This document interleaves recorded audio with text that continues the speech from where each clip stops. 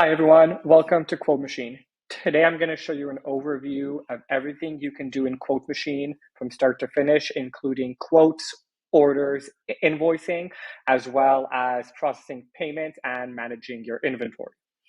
We're starting off here on the dashboard where we get an overview of all of our recent activity from our customers. We can also customize this to keep track of our different quotes and open invoices. We're going to start off by creating a quote for a customer. When I head to my quotes tab, I get a great overview of all of my recent quotes, their status, as well as this here showing me if I've taken a deposit against the total or not. I have the option of selecting a new quote right here and even creating a brand new customer on the spot.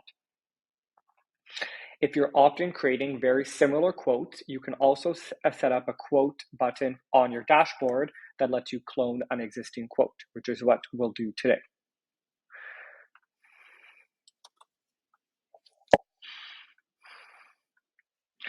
When we're building our quotes, we have a lot of options to customize this. In this example here, I've got different categories set up based on what I'm selling. You can see here I have the option of multiple choice, which is going to force the customer to select only one of the two. I can also set up items as optional for the customer, which means it won't be included unless they select it, as well as editable quantity, which will allow the customer to select how many of something they want. I also have the option of applying discounts onto individual line items.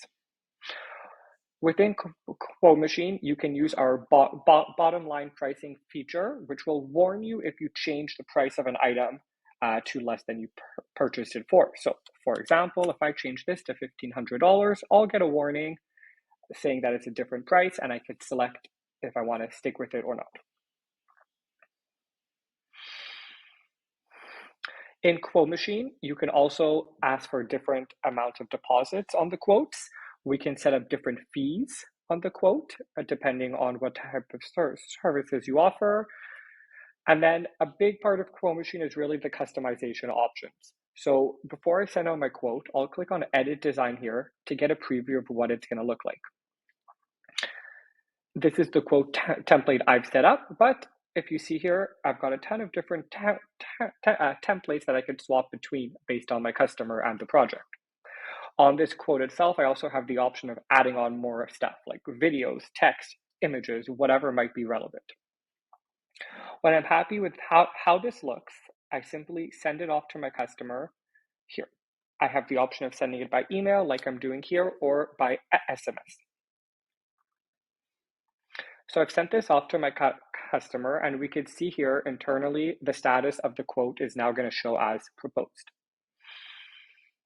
What the customer themselves receive is what we're seeing now. They'll see those different categories I created on the quotes. They see the photos of the product, which they can click on and enlarge as needed. Here are the multiple choice options I showed you, so we can see the price is going to change accordingly as the customer selects which of the two. For the optional items, they'll see the customer simply has to add that to add it to their total, as well as the editable quantity here where they can select how many of an item they want. As we scroll to the bottom, our customer will see the amount of deposit we're asking for today, as well as the terms and conditions I've set on the quote. So now hopefully they're going to say, yes, I accept. At this point, we'll have them do an e-signature.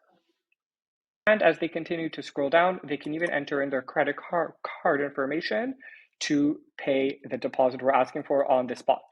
In this case, I'm entering in my credit card, but the customer also has the option of paying by ACH bank transfer if we wanted to give them that option. So this quote here becomes the customer's payment receipt, which they can keep on hand. And then internally, when we refresh our page, we'll see that we can see the customer has entered the payment. The status is now accepted. When we scroll down, we'll see proof of that payment as well as proof of their e-signature here. We can send this to our customers many times as needed. We can even keep track of how long the customer spent looking at the quote. There's a few different ways to communicate with your customer here.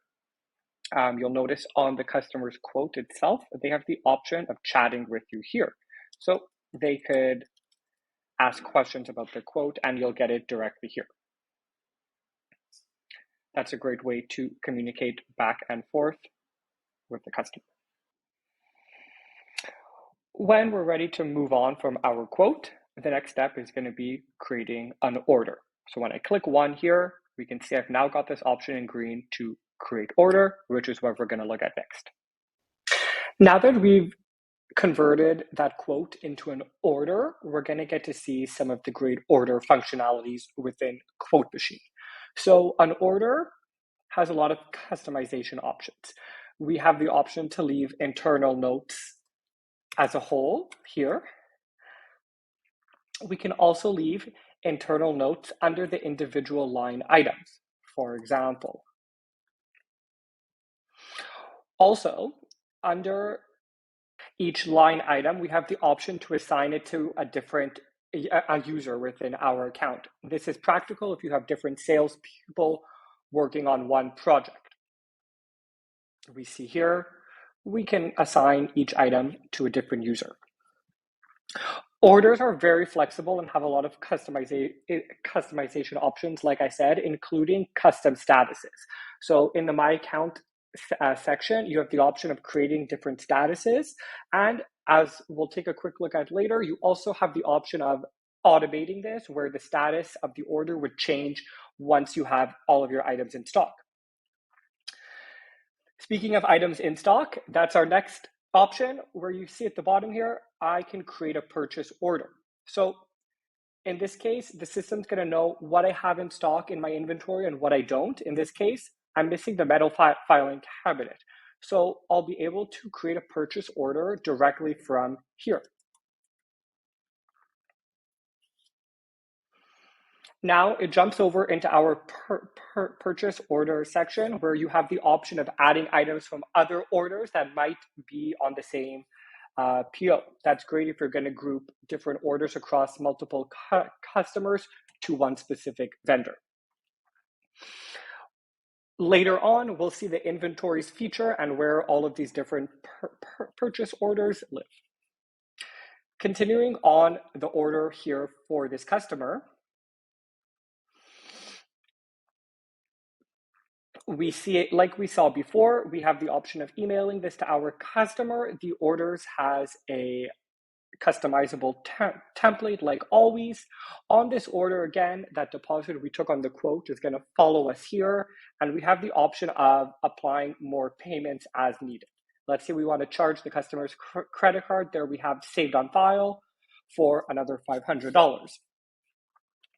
This is great if you want to charge the customer at multiple points throughout the sales process.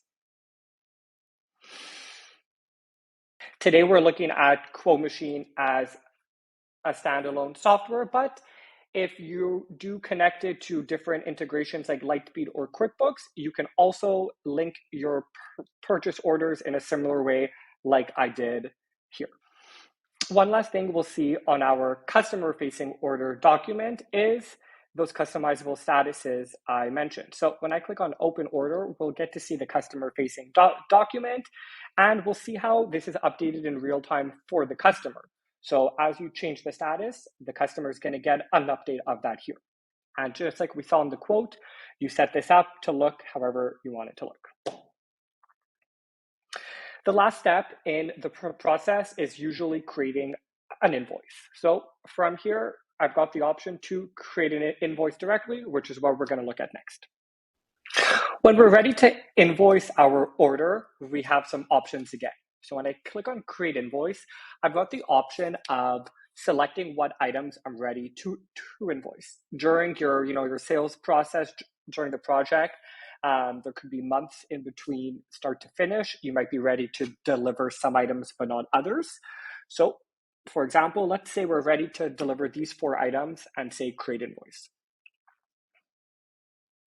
Now I've got an invoice with those 4 items that I can send off to my customer. Again, the same options of editing the design of the template, sending it by SMS or email.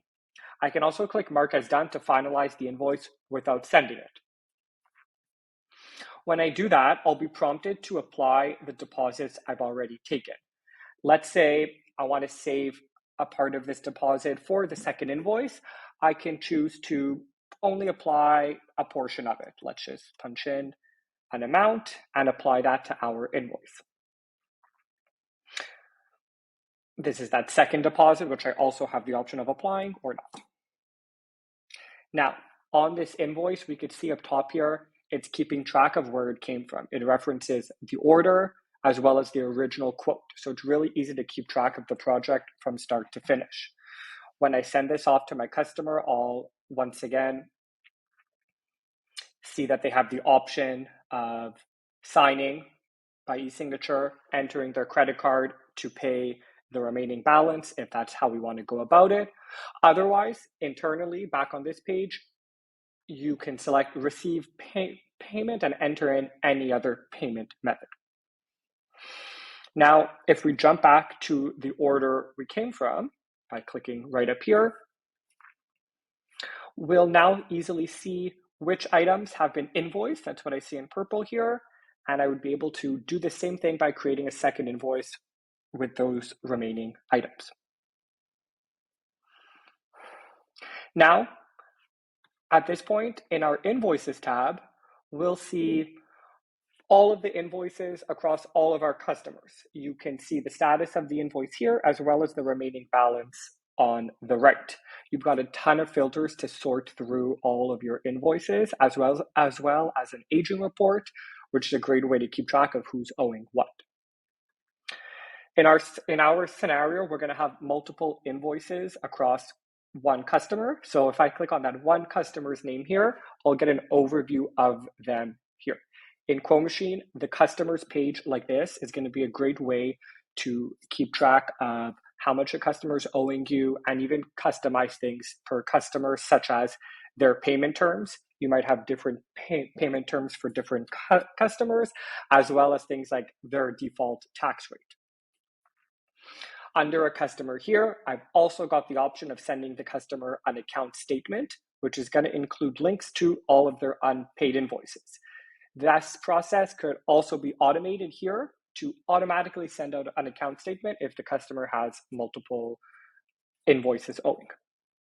Looking at what an account statement is going to look like, let's see one here that I've generated today.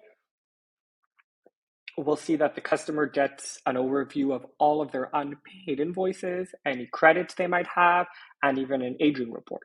Like all QuoteMachine documents, this can be set up to give the customer the option to pay directly on the account statement, or they also have the option of clicking on individual invoice numbers and seeing the individual charges on that invoice. One last feature we'll look at on the contacts here is the ability to sort between customers and employees.